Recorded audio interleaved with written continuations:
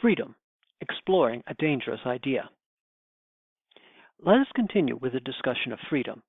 We left off last time with the following observations: that freedom is often seen as a necessary precondition for being morally responsible, and that there are two very different ways of thinking about freedom: negative liberty, that is, freedom from, or positive liberty, freedom for.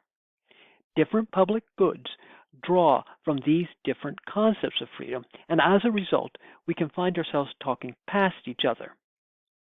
There are some who would maintain that because negative and positive liberty are hopelessly at odds with each other, it is necessary to give up any idea of positive liberty. Using Wadell, let us see whether a Christian moral philosophy can reconcile these ideas.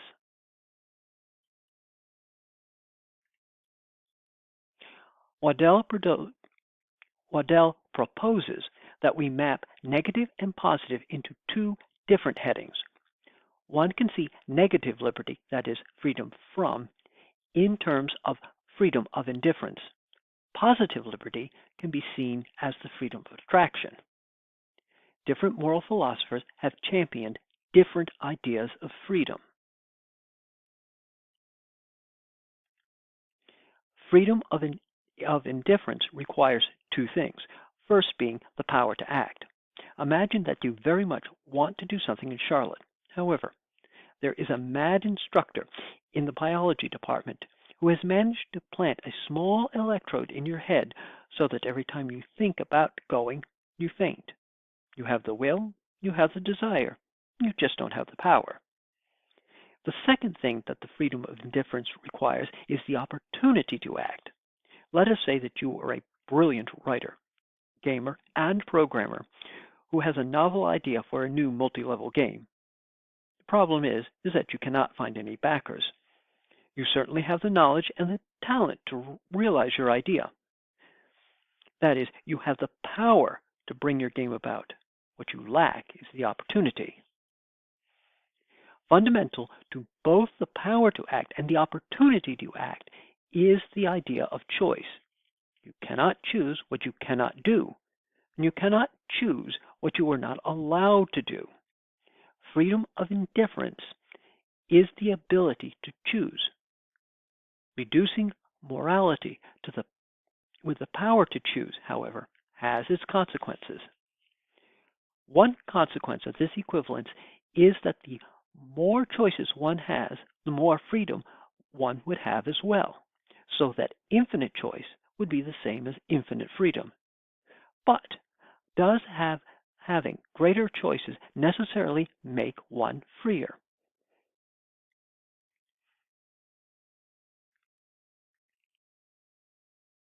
Here are two flavors of ice cream. You have three choices: chocolate, vanilla, or neither. How long would it take to make such a choice? If it were to be more than 5 seconds, then you have a seriously conflicted idea about ice cream. Now, let's go to this. Here, your choices are, besides none, are strawberry, butter pecan, cookies and cream, cookie dough, mint chocolate chip, maple walnut, rocky road, caramel cream, chocolate, coffee, rainbow sherbet, and pistachio. How long would this take? What if we double the choices? Or double them again? Eventually, you would be overwhelmed and either not make any choice or just pick something at random, neither of which is choosing.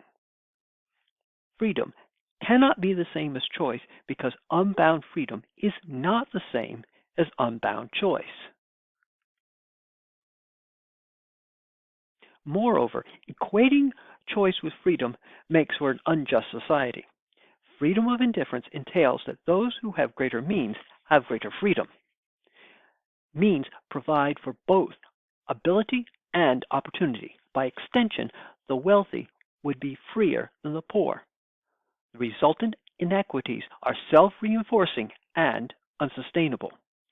If the measure of freedom is in what one can acquire, then society is driven to use more resources than the planet can provide.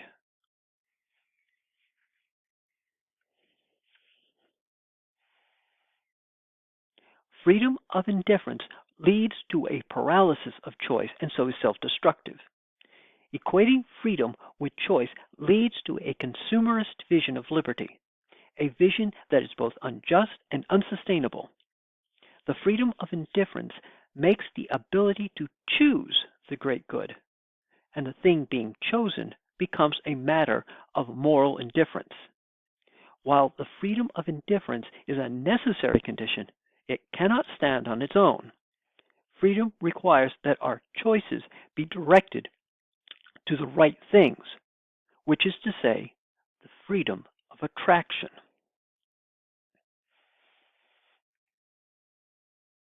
We tend to think that that which limits must be, by definition, something that curtails freedom. Here is an analogy to show why this is not necessarily the case. Imagine a bird in flight.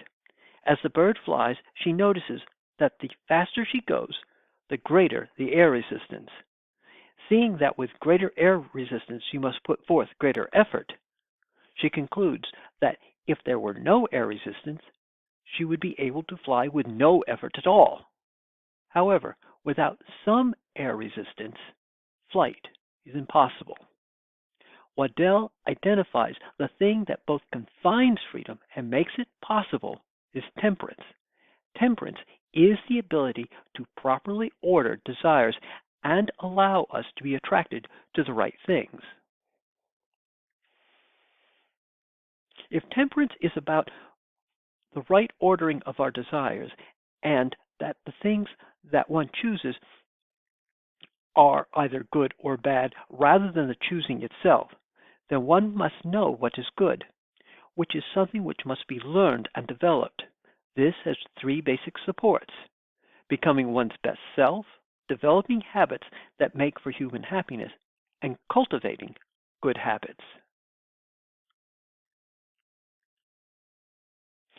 Let us start by saying that moral responsibility is grounded in some notion of freedom, and that the freedom of choice represents a necessary condition, but this power cannot be the ground of moral action. For an action to have moral worth requires that the action be attracted to goodness itself. The notion of sin is that of missing the mark. In this sense, it is not working to be our best selves. Missing the mark is the result of our desires that are not tempered and so misaligned or disordered. These become embedded by reinforced bad habits. Having said this, Christian tradition maintains that being created by God and being created in the image of God, our default state is to be attracted to that which is good despite our distortions. As such, our best selves are those that conform to this attraction. Virtues are characteristics that allow us to be our best selves and so allow us to appreciate the good. Law, then, is at its best the condition under which human happiness and with it freedom is possible in the first place. If service to God is perfect freedom and God is necessarily good, then conforming oneself to the service of the good is the path one takes to be one's best self, and that freedom, along with happiness, is found in tempering one's desires towards what is good.